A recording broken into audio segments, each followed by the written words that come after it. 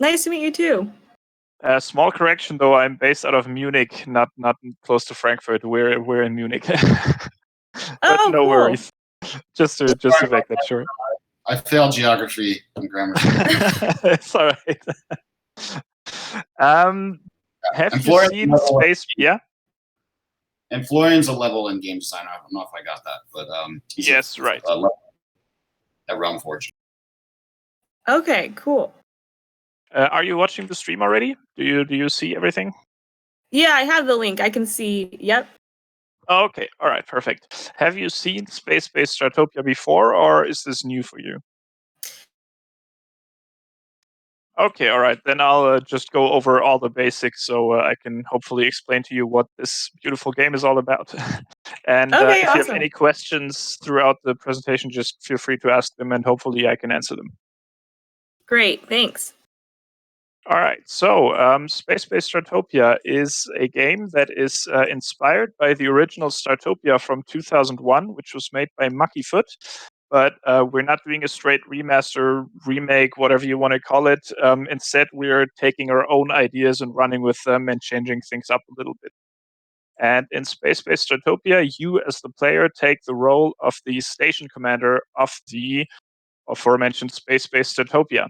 So this is a space station where visitors will come aboard your station looking for different things to do. And you want to provide them with those things so you can get their energy, which is the money, that they, of course, earned with hard work, but now you want them to spend it on your station so you can expand your station, build more rooms, and just get more and more customers. So the way this works is every minute new customers will arrive on your station, new visitors. So they arrive by shuttle, of course, since there's no direct way to enter a space station. And we can check what visitors are coming in the next shuttle if we look at the airlock. This is where they are arriving. We can see there's different little icons which represent the different races that are going to be in the next shuttle. And each race fulfills a certain job on Startopia that you can hire the visitors for. Additionally, each visitor has a category, which we can see at the bottom. For example, this one is a migrant, and this one is a drifter. This one is a gambler tourist. So the category informs you about what these guys expect to find on Spacebase Startopia. So the earlier categories, like the drifter, they don't want to use a lot of rooms. They're happy with a few, but they don't carry a lot of energy with them either. Whereas the later categories, they demand a lot from you as the commander, but they will also spend a lot of energy on your station if you provide them with the necessary rooms. So the first room that you should always build is the bunk. So this is the most basic room, and it's there to satisfy the needs for drinking, eating, sleeping, and for hygiene. So aliens can grab a drink, grab a chocolate bar, sleep in these sleeping pods, and go to these washing machine-looking things to get cleaned. And we can take a look at one of our visitors by right-clicking on them. And now we can see all of their needs listed here. So for example, we can see this icon is the need for food, and this one is the need for hygiene, or this one is the need for drinking. And we generally want to keep these bars filled if possible, because the lower it is, the more they crave that need. And if it's full, then it's fulfilled, and they don't have to think about that need currently. And above that, we can see the ratings of this visitor. For every action that a visitor does and for certain events that can happen on board the station, they will log a rating, sorry. In this case, this dryad logged the negative event, yuck, there's garbage everywhere, so she stepped into a pile of garbage, which isn't good. But she's happy about the drink she had in the bunk because the stuff is awesome. So we always want to try to have only good ratings, but of course, there's no guaranteed way that they will only experience positive things on the station. But we will try to do our best in order to increase our ratings, because each alien rating impacts the overall rating of my station. And the higher my station rating is, the more customers I can attract, and so the more energy I can generate. Now, she mentioned garbage, and we can see there's some trash lying around on the floor, which is actually just now getting transported away by our little fuzzy. But instead of waiting for my fuzzies to do it, I can also use my privilege as the station commander and suck up the garbage into my pattern buffer. This is like a beaming tool that lets me beam stuff into my personal inventory space. And now we can see at the bottom that I've collected this garbage. I can now throw this garbage somewhere else on the station, or the better idea, I can throw it into the recycler by choosing it and then dropping it here. Now in the recycler, the trash gets turned into energy, which I can use to build rooms and expand my station again. The recycler is also a room that lets visitors work on Startopia.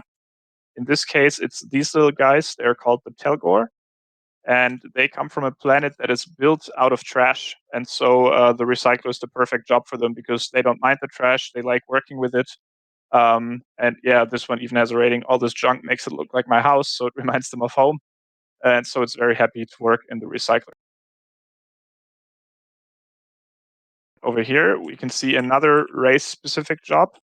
In this case, it's the Bugrathorians, or the Bugs for short. They're a very communicative race, and so it's the perfect job for them to work in the comm station, which is where the guys will detect all of the messages floating around the galaxy ether, so they can pick up transmissions from traders that might want to dock on our station to trade with us, or maybe they can get intel about pirates that are close by that maybe we want to avoid meeting, and so they can warn me about that in advance. And then there's also the sick bay, which is where my grays work. So that's these little blue guys. They are the doctors on Startopia, and any alien that doesn't feel too well can go here to get diagnosed. And after their diagnosis, they can go grab medicine, and hopefully they'll be healed afterwards. So this whole area that we're in currently is called the subdeck. Startopia is split up into 3 decks. We can see the mini map up here in the top left corner. And the lowest deck is the subdeck. It's the industrial working deck. And now we will move up into the fun deck. So this is the entertainment area of Startopia. It's where most of the more fancy buildings are going to be built. They usually have lots of bright lights and music effects playing and everything. And it's also where the aliens will spend most of their energy. So this is where I can generate the most income. So up here, for example, we can see that our visitors are dancing in the disco and fulfilling their need for entertainment that way. And each race has their very own unique dancing style. Or, for example, they can go to the loot box lottery, where gambling addicted aliens can go buy a loot box. And if they're lucky enough, they can win a rare hat, and they will wear that hat from then on and display it proudly. But right now, I want to attract a new kind of customer to my station, which is the gaming tourist. So I want gamers on my station. I don't have a room for that yet. I've left some space for it though here. And I need to unlock that room first. So I will open the research menu. And this is our tech tree. We can see there's some blank spaces down here. This is because the mission I'm currently playing is about halfway through the campaign. And so not everything is going to be available in this mission. But in the later levels, as well as in the free game, you'll be able to unlock the whole tech tree. Right now, I want to unlock the arcade, which is the most basic room for gamer tourists. So I will unlock that, which costs me prestige points, which I get from positive ratings for my station. Now I've unlocked it, I can open the build menu and start building it. And the arcade is a variable size room, which means I can set it to any size I want to do it. It needs a certain size and it can't exceed a maximum, but other than that, I'm free to draw it however I want. I just need to add a door. And now I can add different games or different game stations for my aliens to use when they want to fulfill their need for gaming. And they all fulfill the gaming need, but they look different, and some of them can be used by 2 aliens at the same time.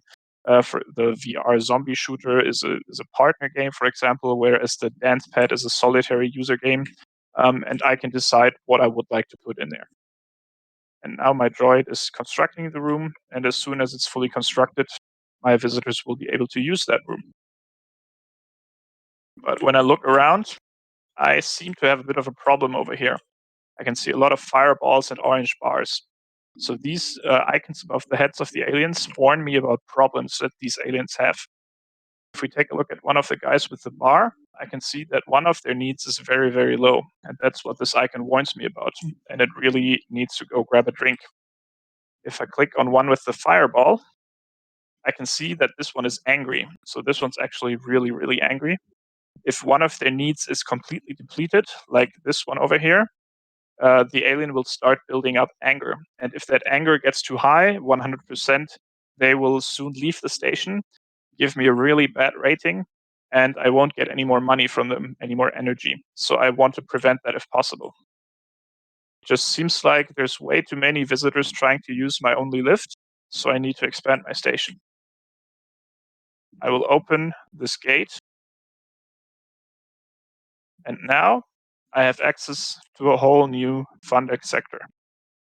This whole area is now under my control. There's always some leftover trash from the construction of Startopia that lies around in these sectors, and I can just pick that up quickly, prevent any wandering aliens from walking through it. And we can see there's now a lift here already, and they're starting to split up. The reason there's a lift here already is because in the subdeck below, I've already built another lift in this sector. And as soon as I got the Fundeck sector under my control, it automatically connected to the deck below. Now, there's something very unique about the Fundeck, though, because most of these buildings use flashing lights and sounds and everything. They need more energy than in the sub. If I can turn on the energy overlay, and it shows me the energy supply of this deck. This one's bright yellow, so it's fully supplied, because this one is connected to my energy core, which is like the heart of my station. It's where my energy is stored, and I need to protect this, because if it gets destroyed, I will lose the game. There's one in every deck, and if any of them gets destroyed, I lose automatically. But it's only in the starting sector and not in the other sectors. So for the other ones, I need some other solution. I will unlock the energy distributor now, and then give the build order, build one over here, and one over there. Now, as soon as these are constructed, they will supply the surrounding area with energy for my buildings to use. But while we wait for that, I can also look at another overlay, which is the air quality. There is, excuse me, there's oxygen spread throughout Startopia. And the aliens use up that oxygen over time. It doesn't mean that they use up the air, but the air quality worsens. So after some time, the air is just really used up and stale and old. And aliens don't like having to breathe that old air because it can make them sick as well. So I want to try to spread fresh air throughout my station. And I can do that by placing these air filters that will filter the air and fill the area with new air. And hopefully that will combat this area of bad air. I can also see that all my aliens are highlighted in red, and this building is highlighted in red because they are sources of pollution. So the aliens, because they breathe, they use up good air, and this room has some exhausts that pollute the air around it. That's why it also uses up the air condition. Now, if we go back to the energy overlay, we can see these pylons get constructed, and now I have energy supplied to this whole area. All right, but now maybe I should worry about my main goal in this campaign mission. I'll go back to the subdeck. I can see the goal in the top right. I need to run a research lab. I haven't unlocked that yet, and I need to unlock this category first in order to unlock the research lab. I can click on the category, and I can see what I need to have in order to unlock this category. Fortunately, I've already built all these buildings, so I can unlock the category and unlock the research lab. Now I've triggered a dialogue, and this is the voice of Val speaking. Val is an artificial intelligence that sits at the center of Startopia, and she's like the mainframe of the station. She monitors the different systems, makes sure everything functions properly, and she will sometimes comment on things we do. and give us hints that can be useful, but sometimes they're not very useful at all because she's a computer and sometimes doesn't understand the needs of organic life forms. So sometimes her hints are a bit strange, like turning off the air supply, for example, because who needs air? And she plays a very important part in the campaign as well. I will open another sector in the subdeck because the research lab is quite big and I need some space for that. Down at the bottom of the screen, we can see that this notification popped up, this bar with a timer running down. I can click on it to expand it, and this is a so-called legacy event.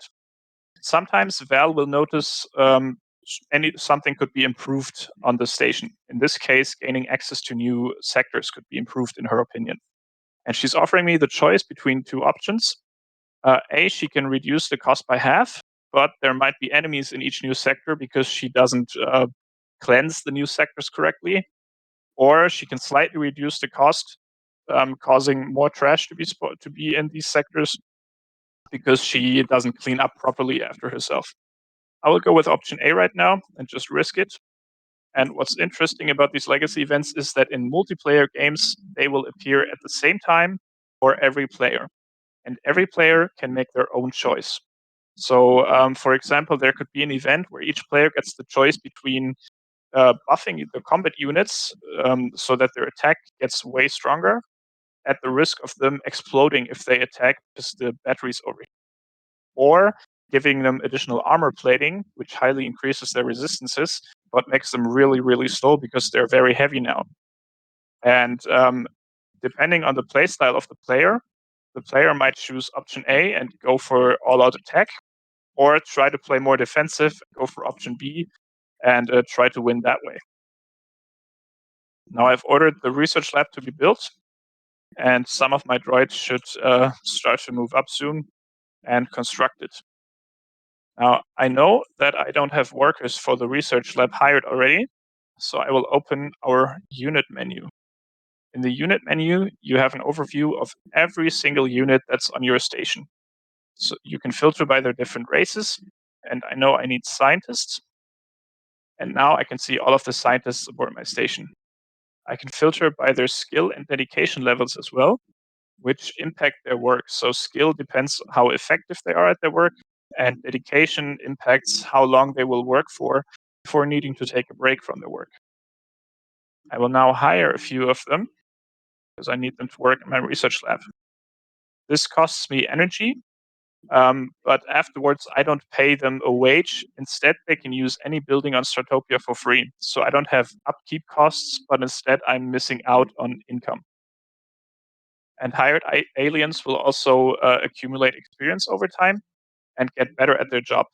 When they're fully experienced, I can promote them to a new rank, which will cause either their skill or dedication to improve.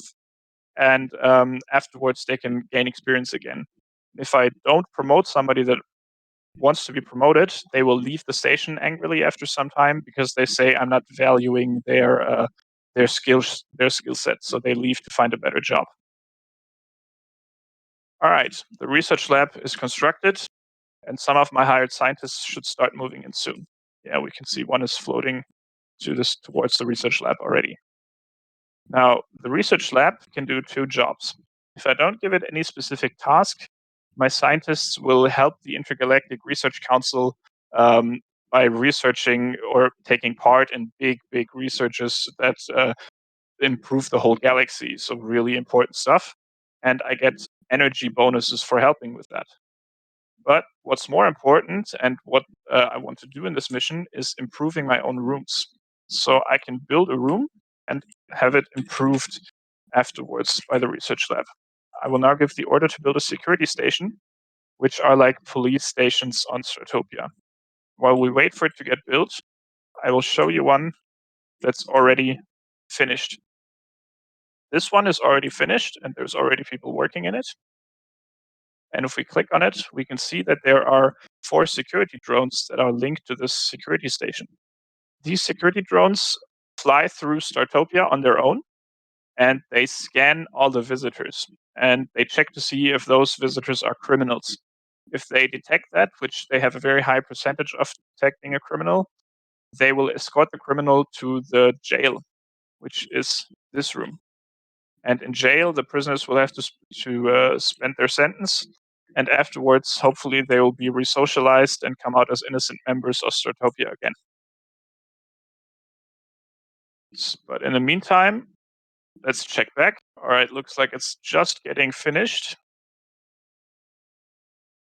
So we'll just wait a few seconds until it's done. And it looks like my worker ran out of energy. So maybe I will pick him up and quickly deliver him to the recharge station, and hopefully someone else will finish the job for him. The drones that scan for criminals are also used as very basic combat units. So they are my police force, my crime fighting force, and they're also a very basic military unit. They're not really that strong, they're more of a militia, but they can deal with low tier threats. And hopefully, we shouldn't face too much resistance in the near future, so that I'll be fine with the drones. While we wait for this to get done by a charged up droid, you can also see that a vermin appeared here. These little creepy buggers appear when there's too much trash lying around. So if there's large amounts of trash in one area, they will spawn here. And if they come into contact with an alien, they might infect it with a disease. So we want to get rid of those by clicking on them. We'll squish them.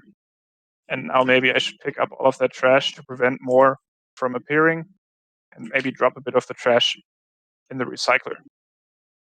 All right. Now it got finished. So I will click the security station and construct it. This will put it into a crate that I can pick up. I could drop this crate anywhere else on the station to relocate this room, but I don't want to do that right now. I want to improve it. So instead, I will drop it on the research lab. Now my scientists will start researching this room. So they will dissect this crate, this room for its secrets, and see if they can improve the technology of the security station. This will take a while. We can open the UI to check on their progress, and depending on the room that I'm trying to improve, it will take a longer while if it's big, and if it's a really small room, it'll be done fairly quickly. And if I level it up, then I get a bonus, which is also dependent on the type of room I'm improving. In the case of the security station, which I'm improving right now, that I've built already or that will be built in the future will have 5 security drones in their swarm instead of 4. That not only helps me fight crime, because the more drones I have, the faster they will be able to scan my visitors, but it's also good for my military strength because I have more combat units. Other rooms, for example, the recycler will grant me more energy if I improve their level, or the sickbay can diagnose patients faster if I improve that level. And the research got finished, so the crate is used up in the process, but the benefit is much higher because now all of my existing security stations got leveled up. If we check back now, you can see there's a 5th spot for drones, and we can see that one is getting produced. So now my swarms are getting bigger. All right, let's jump up to the bio deck, which is the last deck on Startopia, because we haven't seen that one yet. And I have a feeling that something is about to happen up here that maybe I will need to take care of. You can see there's also some stuff lying around, but I'll take care of that later. Because right now, Val has just informed me that something spawned on the bio deck, and we can already see that some weird X spawned up here. And some of my drones are already fighting. I will now enter battle mode, and now I can order my units directly. So now I have activated the strategy layer of Spacebase Startopia. I can select any unit under my control, give them moving and attacking orders, and trigger their skills if they possess specific skills. My drones don't have any skill except for moving and attacking, but that should be enough to deal with these X for now, and hopefully destroy them before anything spawns from them. All right, that went pretty well. My drones were able to get rid of all those cocoons, but maybe in the future I want to be sure that I can deal with any threats. So jump back down and see if I can construct a mech. This is also done in the security station, and over here we can see that I can choose between different mechs. I will order my units to build an artillery mech. There are 3 mechs that work in a rock paper scissors like system. So each mech will have advantages and disadvantages over certain other mechs. For example, the artillery mech that I'm constructing right now is very effective against sniper mechs or little creeps that group up in places. But it's really weak against shotgun mechs, for example, because the shotgun mechs move up to their enemy really fast, and the rocket mech doesn't want to shoot in front of itself because it would hurt itself, and so it has to resort to a weaker backup attack, which is much weaker than their rockets, and so they are less strong against these shotgun mechs. There's also a 4th type of mech, which is kind of a siege mech, so it's very effective against energy barriers or buildings or any fortifications. And we can see that my fuzzies are constructing the mech right now. So while we wait for that to get done, let's jump back up to the biodeck, and I'll explain the biodeck to you. Biodeck is there for my visitors to relax their minds and their eyes after a long day on the station. So after spending so much time on the fun deck and looking at all these flashing lights and the technology and everything, they want to rest their minds and enter nature.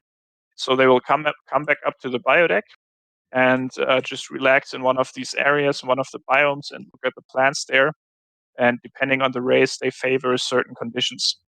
I can also terraform my biodeck and could, for example, now paint some moon terrain here, which is the terrain that our doctors really like. You can also see that there's plants that grow on the biodeck. I can harvest these plants and they will yield me resource crates. And these resource crates can be used, they are used up by different rooms. For example, medicine is used in the sick bay. And I can also process some resources into other resources, and they are used for constructing mechs, for example, or for crafting rooms. I can hire farmers like this one who will automatically plant and harvest these plants for me. And depending on the biome they're planting in, a different plant will grow, which will yield different resources. So depending on what biome I paint, I can make sure that I will get medicine, for example, or make sure that I can get cotton or fiber in this case. Let's jump back down here and check on our mech. Looks like it got constructed. And if I enter battle mode, I can see it here now. But there's a problem. There's nobody working in this security station, and mechs need a constant stream of energy and orders in order to function properly. So it looks like I might need to hire a few workers in order for my mech to work, because they rely on that. And hopefully these guys will arrive soon. Another problem I need to take care of is the transportation of the mech. They're really big, as we can see, and they're much too big for our regular lifts. So I need a special kind of lift in order to transport mechs through the decks. I will unlock the mech transport, and now I can build that. And this one is big enough to transport a single mech at the same time up to another deck.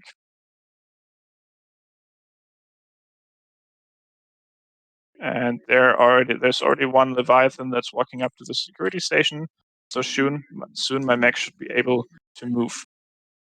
Just in time, because it seems there's a new threat on the biodeck, I will open the sector to allow access to the new lift here as well.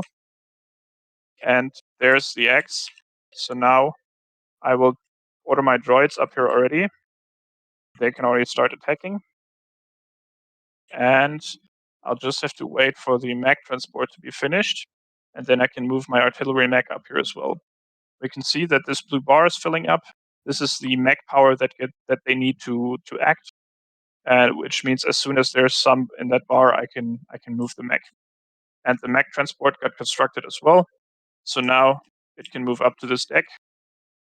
And now I'll be able to deal with everything very quickly, very swiftly. And there shouldn't be any problem at all dealing with any threats on here. All right.